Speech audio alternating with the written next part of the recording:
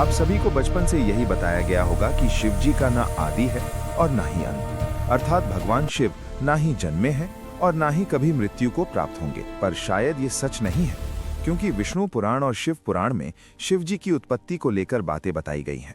यहाँ तक कि श्रीमद् देवी महापुराण में शिव जी के माता और पिता का भी वर्णन मिलता है। तो आखिर कौन है शिव जी के माता और पिता? कुछ लोगों का ये मानना है कि ब्रह्मा ही शिव जी के पिता हैं, क्योंकि विष्णु पुराण की एक कथा के अनुसार शिव जी का एकमात्र बाल रूप है, जिसे हम रुद्र के नाम से जानते हैं, और माना जाता है कि रुद्र के पिता स्वयं ब्रह्मा हैं। पर आखिर इसकी सच्चाई क्या है, और पूरे संसार को शिक्षा देने वाले शिव ने अपनी शिक्षा कहां से प्राप्त की? तो चलिए जानते हैं शिव जी के जन्म का असली रहस्य। लेकिन उससे पहले वीडियो को लाइक करके कमेंट में हर हर महादेव जरूर लिखें। शिव पुराण के अनुसार शिव जी अजन्मे हैं, यानी कि उनका जन्म नहीं हुआ है, और वे स्वयंभू हैं, यानी कि खुद से ही उत्पन्न हुए हैं। क्या इसका मतलब ये है कि शिव जी के ना तो माता हैं और ना ही पिता? लेकिन विष्णु पुराण में तो कुछ और ही लिखा मिलता है, जिसके अनुसार विष्णु जी के नाभि से निकले कमल से ब्रह्मा जी की उत्पत्ति हुई और उनके माथे के तेज से शिव की उत्पत्ति हुई, जिसके कारण शिव जी को ज्यादातर समय ध्यान मुद्रा में दिखाया जाता है। लेकिन शिव पुराण में तो इसका उल्टा लिखा मिलता है, जिसके अनुसार एक बार जब शिव जी अपने घुटनों को मल रहे थे तो उनके घुटनों के मैल से श्री हरि विष्णु की उत्पत्ति हुई। अब इस मामले में तो दोनों पुराणों में अलग अलग बातें बताई गई हैं, परंतु विष्णु पुराण की एक और कथा के अनुसार ब्रह्मा ही शिव जी के पिता हैं। क्या ये सच है? तो चलिए जानते हैं इसकी सच्चाई। लेकिन उस कथा को समझने से पहले एक और कथा को जान लेते हैं, जो काफी ज्यादा प्रसिद्ध है। और इसी कथा के अनुसार शिव जी को आदि अनादि का दर्जा मिला, यानी कि ना ही उनका कोई शुरुआत है और ना ही अंत। दरअसल एक समय की बात है, भगवान विष्णु और ब्रह्मा में ये बहस छिड़ गई कि उन दोनों में से कौन ज्यादा महान है। ब्रह्मा को अपने सृष्टिकर्ता और सृष्टि को रचने का अभिमान था, वहीं विष्णु को इस जगत के पालनहार होने का घमंड था। दोनों के बीच की बहस काफी बढ़ गई, और तभी दोनों के बीच में एक विशाल काय खंभा खड़ा हुआ। उस खंभे के अंदर से आवाज आई कि जो भी इस खंभे का आखिरी हिस्सा खोज लेगा वही सर्वश्रेष्ठ होगा। ये सुनकर दोनों ने खंभे का आखिरी छोर खोजने का निर्णय लिया। ब्रह्मा जी ने एक हंस का रूप धारण किया और खंभे का ऊपरी हिस्सा खोजने के लिए उड़ चले। वहीं विष्णु ने एक वराह का रूप लिया और खंभे का निचला हिस्सा खोजने को निकल पड़े। हजारों वर्षों तक खोजने के बावजूद दोनों को उसका आखिरी छोर नहीं मिला, जिसके पश्चात वे थक हार कर वापस लौट आए। अंततः खंभे के भीतर से शिव जी प्रकट हुए।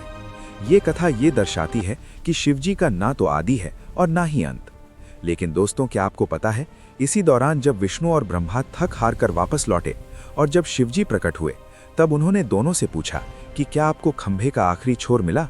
विष्णु ने निराशा भरे शब्दों में कहा कि मैं इसका आखिरी हिस्सा खोजने में असफल रहा, परंतु ब्रह्मा जी ने ये झूठ बोला कि वो इसका आखिरी हिस्सा खोजने में सफल रहे। ये बात सुनकर शिव जी काफी क्रोधित हुए और ब्रह्मा को श्राप दिया कि आज से पृथ्वी लोक पर तुम्हारी कोई पूजा नहीं करेगा, जिसके कारण आज भी ब्रह्मा जी का ना तो ज्यादा कोई मंदिर है और ना ही उन्हें पूजा जाता है। वैसे दोस्तों, इसके पीछे एक और कथा है जो भगवान ब्रह्मा और उनकी पुत्री से जुड़ा हुआ है, पर हम उसकी बात किसी और वीडियो में करेंगे।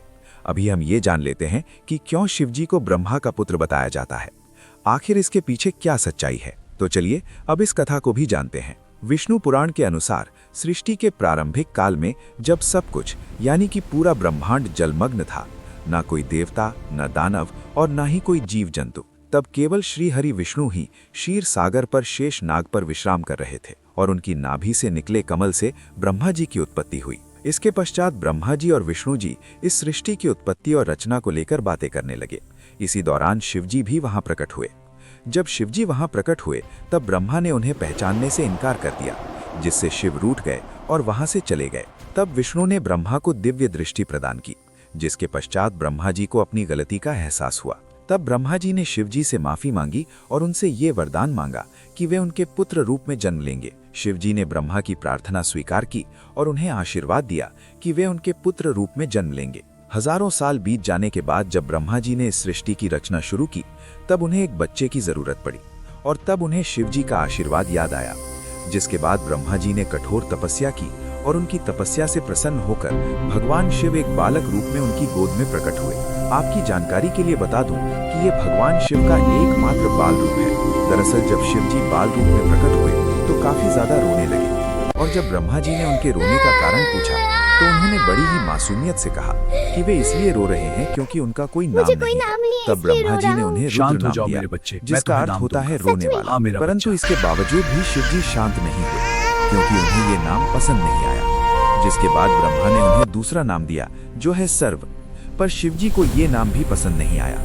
जिसके बाद ब्रह्मा ने उन्हें और भी नाम दिए, जैसे भव, उग्र, भीम, पशुपति, ईशान, महादेव। और इसी तरह ब्रह्मा जी ने शिव जी को 108 नाम दिए, और माना जाता है कि ये सारे नाम धरती पर ही लिखे गए थे। पर दोस्तों, शिव जी के जन्म की असली सच्चाई तो अभी तक हमने नहीं जानी। तो चलिए अब हम जानते हैं शिव के जन्म की असली कहानी। आखिर कौन है उनके माता पिता। लेकिन उससे पहले आपसे एक विनती है कि अगर आपको ये वीडियो अच्छी लग रही है तो इसे अपने दोस्तों, रिश्तेदारों और अन्य शिव भक्तों को जरूर